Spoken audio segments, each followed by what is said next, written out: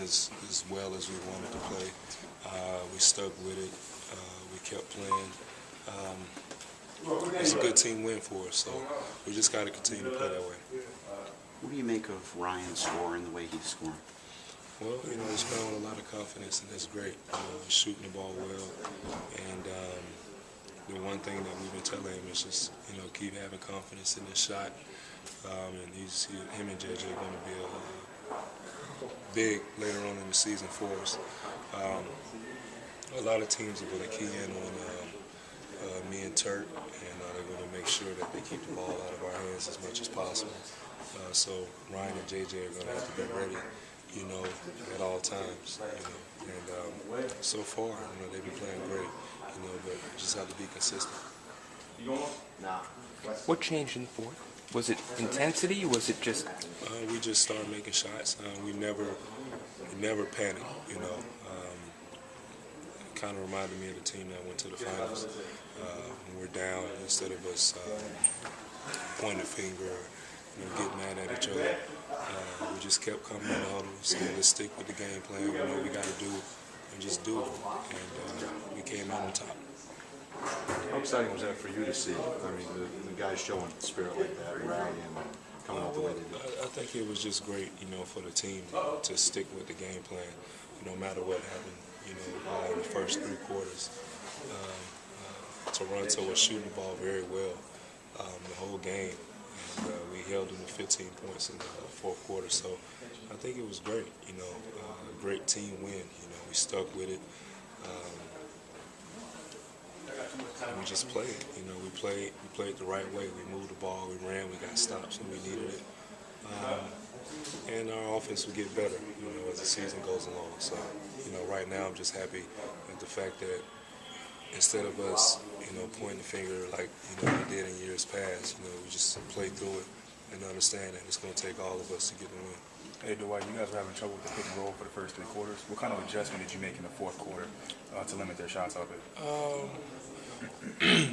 Well, the trouble came from guys not really understanding their rotations, and we thought about just trapping the pick and roll. That wasn't the problem. Just guys have to get to where they need to get to and commit to doing it. And in the fourth quarter, we did that. Everybody came to help on the roll man, and then they ran out and contested the 3. So it's a total team effort. We need games like this, to win. Because later on in the season, you look back and, if you lose a game like this, it's a game you could win, to position yourself better in the playoffs. So it's a great win. But how do you carry this into tomorrow? How do you keep this momentum going into another game? Well, it's a new game. It's a different game. What we have to do is just continue to play the right way, trust each other, start on the defensive end.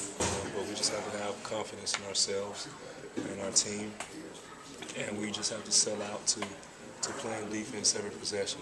Even if we have opportunities where we miss shots or where we don't take the roll man or make a mistake, instead of beating ourselves up, just stick with it. Because we're going to make mistakes. That's basketball. But if we stay with the game plan, we'll be fine. Dwight, tomorrow night is 6 games in 9 nights. What kind of toll is it taking on you? Well, everybody's feeling it, but we just have to continue to play through it. Jay Rich said something before the game. He said he's finally feeling it. It was 4 games, and we just have to make sure we take care of our bodies.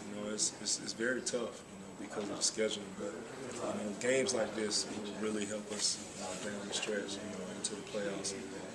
Like I said, because we keep winning games like this on back-to-backs, later it'll show up later on.